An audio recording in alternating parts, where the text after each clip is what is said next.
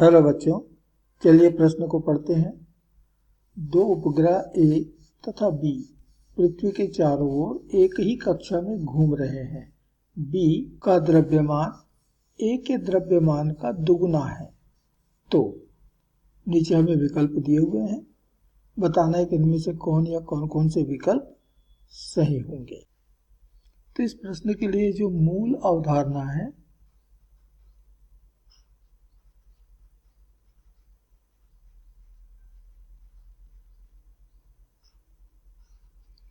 वह है कृत्रिम उपग्रह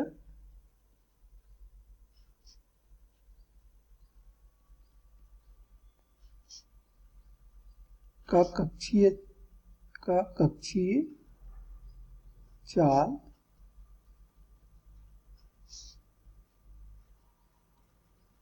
एवं ऊर्जा। तो मान लेते हैं कि हमारी पृथ्वी है, ये पृथ्वी का केंद्र और उसकी त्रिज्या है मान लेते हैं r, और सतह से h ऊंचाई पर स्थित कक्षा में दो उपग्रह घूम रहे हैं। एक उपग्रह है a और एक दूसरा उपग्रह भी इसी कक्षा में घूम रहा है, वह है b। तो जो कक्षा की त्रिज्या r है,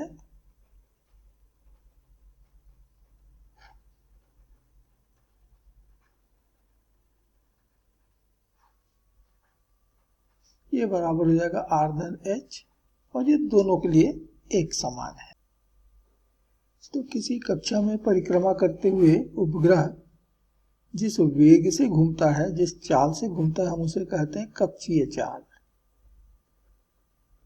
तो किसी कक्षा में उपग्रह का कक्षीय चाल, इसे हम सामान्यतः VO से दिखाते हैं, ये बराबर दी जाती है वर्गमूल gm/r से। यहाँ m, कैपिटल M, ये पृथ्वी का द्रव्यमान है।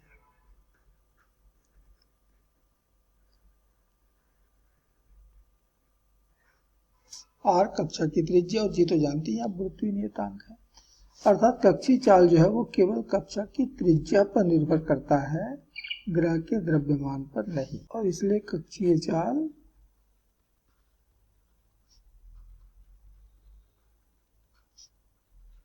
उपग्रह के द्रव्यमान पर निर्भर नहीं करता।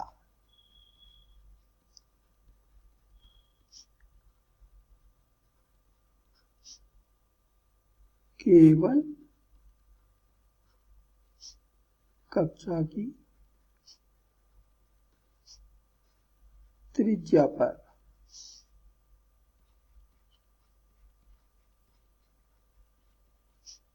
निर्भर करता है, जो दोनों उपग्रह के लिए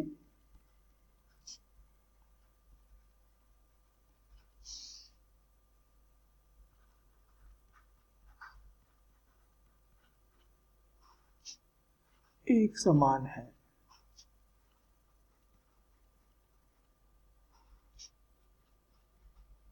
और इसलिए दोनों का जो कक्षीय चाल होगा, ए का कक्षीय चाल और बी का कक्षीय चाल, ये दोनों हमको बराबर मिलेंगे।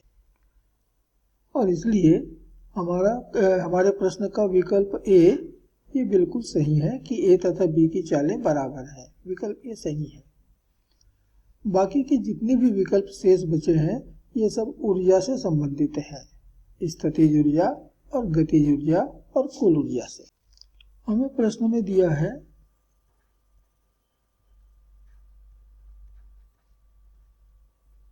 कि उपग्रह बी का जो द्रव्यमान है वो उपग्रह ए के द्रव्यमान का 2 गुना है। और इसलिए यदि उपग्रह ए का द्रव्यमान हम m कहते हैं, तो उपग्रह बी का द्रव्यमान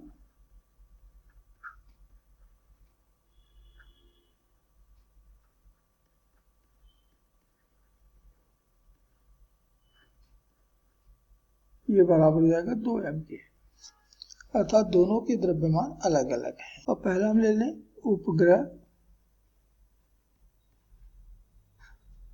की गतिज ऊर्जा।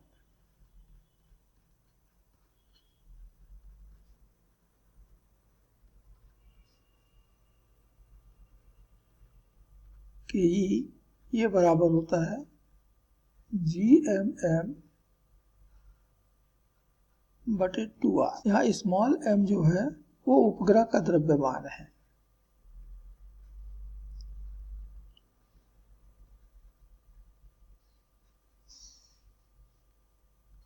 इसी तरह से उपग्रह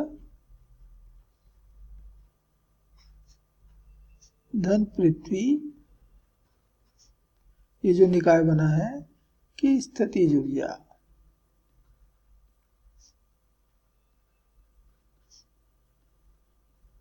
P से लिखा है, ये बराबर मिलता है ऋण GMM/R। सभी संकेत अपने पुराने अर्थों में है। कैपिटल M पृथ्वी का द्रव्यमान, स्मॉल m उपग्रह का द्रव्यमान, R कक्षा की त्रिज्या। और तीसरा कि उपग्रह धन पृथ्वी, ये जो निकाय बना है, की कुल ऊर्जा।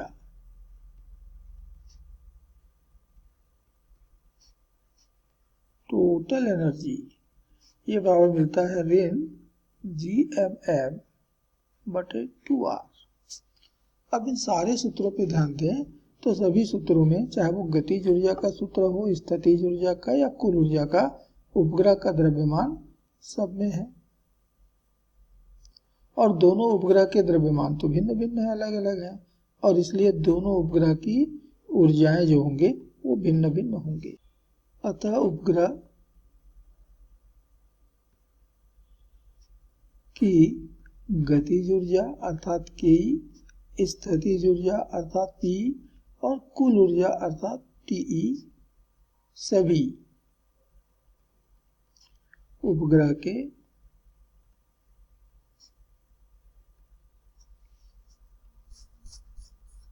द्रव्यमान पर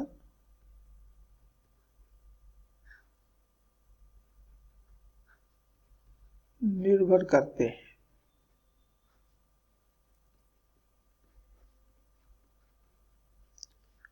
अब चूंकि A का द्रव्यमान ये बराबर नहीं है B के द्रव्यमान के, और इसलिए गतिज ऊर्जा A का ये बराबर नहीं होगा गतिज ऊर्जा B के। स्थितिज ऊर्जा A का ये भी बराबर नहीं होगा B की स्थितिज ऊर्जा के। और कुल ऊर्जा A का ये भी बराबर नहीं है कुल ऊर्जा B के, यानी ऊर्जा जो है वो बराबर नहीं होंगे। और इसलिए विकल्प B, पृथ्वी धन A की स्थितिज ऊर्जा पृथ्वी धन B की स्थितिज ऊर्जा के बराबर है, कहता है ये बराबर नहीं है, अलग अलग है।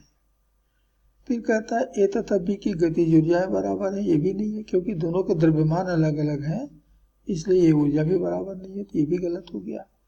और अंत में कहता है पृथ्वी धन A की कुल ऊर्जा पृथ्वी धन B की कुल ऊर्जा के बराबर है। यहाँ पर तो कोई भी ऊर्जा बराबर नहीं है, इसलिए ये विकल्प भी गलत है। तो इस प्रश्न के लिए केवल एक ही विकल्प सही है और वह है विकल्प A, और यह इस प्रश्न का अंतिम उत्तर है। आशा करते हैं आपको समझ आया होगा। धन्यवाद।